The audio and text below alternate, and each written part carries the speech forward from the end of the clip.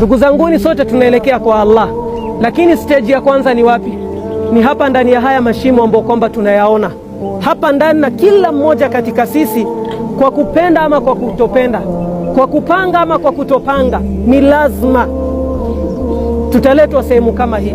Na Mtume sallallahu alaihi wasallam alisema, kama yaliyo ndani ya kaburi hapa ndani, ukishukia hapa mara ya kwanza, kuna adhabu na kuna neema.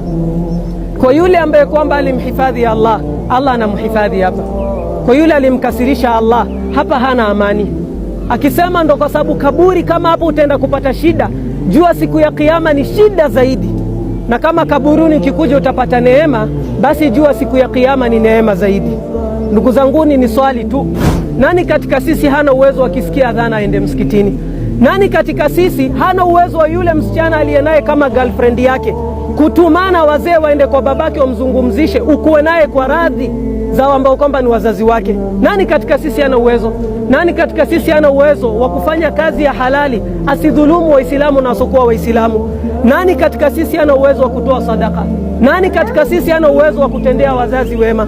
Nani katika sisi hana uwezo wa kusamehe watu ambao kwamba wamemkosea?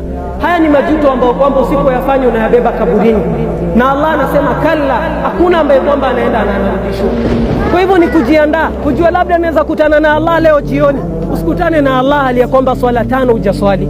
Usikutane na Allah uko na haram relationship unaendelea nayo, na uko na wazee unaweza watuma kwa baba ya yule msichana uliye naye ukaweza kumuoa kwa njia ambayo kwamba inamridhisha Allah.